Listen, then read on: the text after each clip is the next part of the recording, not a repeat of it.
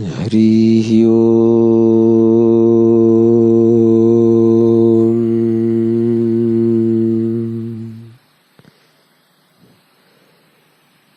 हरि ओम।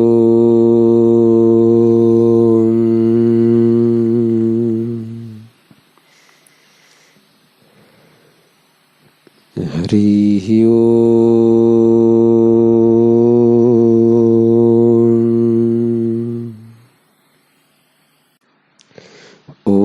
श्री परमात्मने नमः।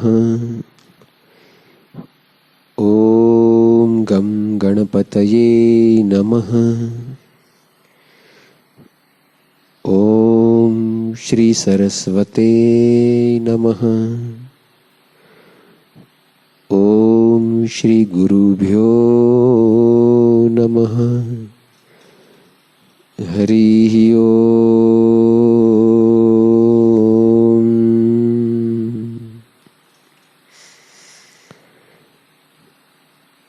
श्री योग वशिष्ठ महारामायण निर्वाण प्रकरण पृष्ठ क्रमांक 485। आत्मदेव की पूजा। वशिष्ठ जी बोले, हे राम, ज्ञान के बिना जो तप, यज्ञ, दान आदि क्रिया है वे सब व्यर्थ है। सब क्रियाओं की सिद्धि ज्ञान से होती है। हे राम, जो कुछ क्रिया ज्ञान के निमित्त कीजिए वही पुरुष प्रयत्न श्रेष्ठ है। इससे अन्यथा सब व्यर्थ है। धन के उपजाने और रखने में भी कष्ट है, परंतु जो ज्ञान के साधन के लिए इसको रखिए और दीजिए तो यह अमृत हो जाता है। हे राम, यह जगत भ्रम मात्र है। जैसे मलिन नेत्र वाले को रूप उल्टा दिखता है और स्वप्न की सृष्टि में अज्ञ तज्ञ भी भासित होते हैं, परंतु असत्य रूप है, वैसे ही यह जगत विद्यमान लगता है पर अविद्यमान है। आत्मा ही सदा विद्यमान है। हे राम, विद्यमान देव विष्णु को त्याग कर जो और देव का पूजन करते हैं उनकी पूजा सफल नहीं होती और विष्णु उन पर कुपित भी होते हैं। इसी तरह अनुभव रूप विद्यमान आत्मा को त्याग कर जो और की उपासना पूजन करते हैं वे जन्म मरण के बंधन से मुक्त नहीं होते, मूढ़ता में रहते हैं। आत्मदेव की पूजा सुनो। जो कुछ अनिश्चित आवे वह उसको अर्पण कीजिए। इसके जानने वाले में अहम प्रत्यय करना ही बड़ी पूजा है। हे राम, इस आत्मदेव से भिन्न जो सूर्य, चंद्रमा आदि की भेद पूजा है वह तुच्छ है। जब तुम आत्म पूजा में स्थित होगे तब और पूजा तुमको सूखे तृण की तरह तुच्छ प्रतीत होगी। दान भी आत्मदेव को ही करना है, सो बोध से करने योग्य है। वैराग्य, धैर्य और संतोष बोध का कारण है।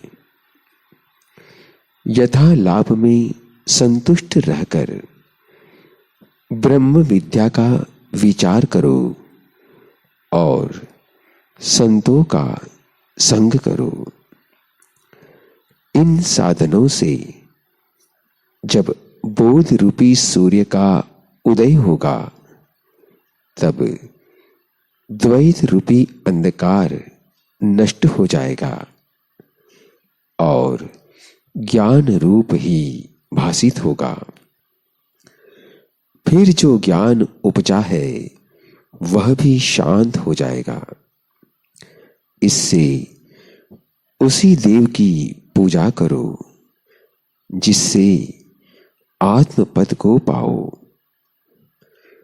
आत्मदेव की पूजा के निमित्त फूल भी चाहिए, इसलिए आत्म विचार करके चित्त की वृत्ति अंतर्मुख करो और यथा लाभ में संतुष्ट रहकर संतों की संगति करो।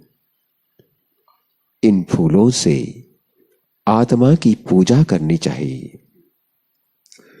यह पूजा भी तब होती है जब अंतःकरण शुद्ध होता है, उससे ज्ञान उत्पन्न होता है।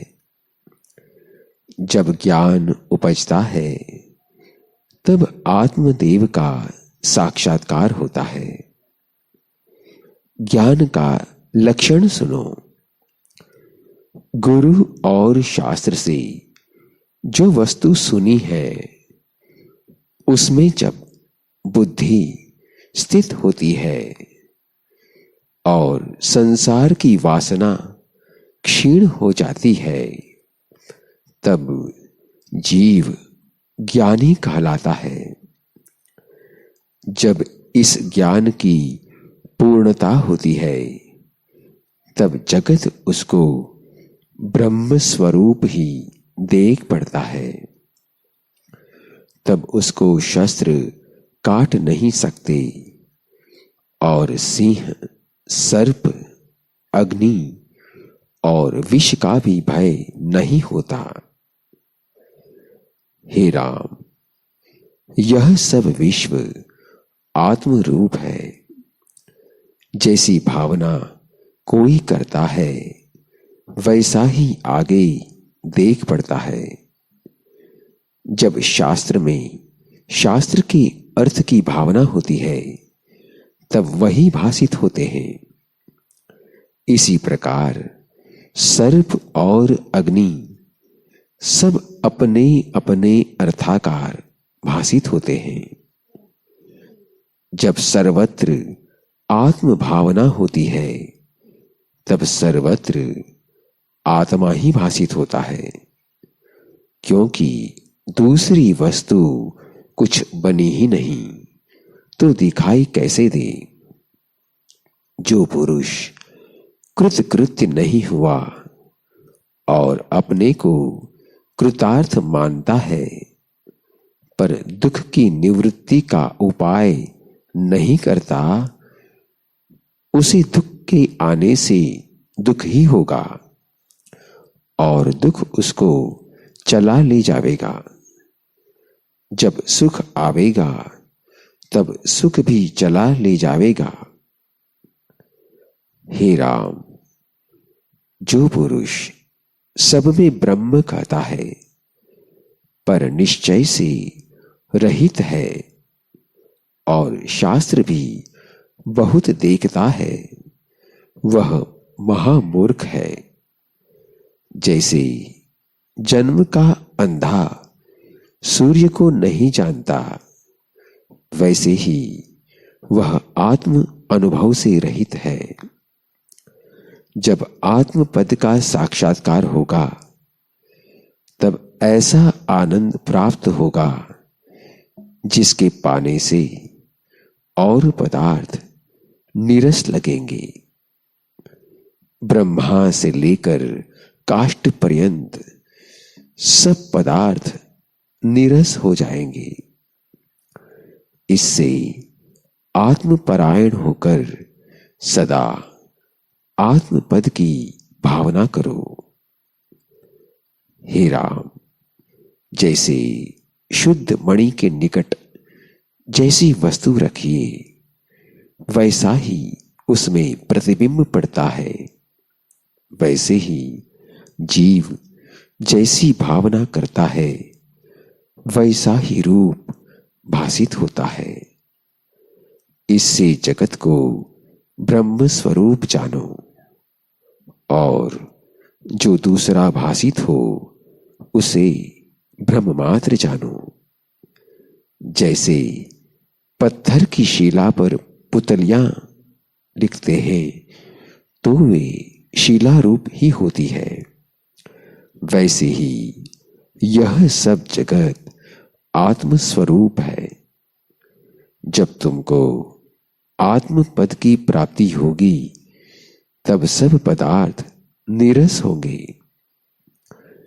हे राम, यह जगत मिथ्या है।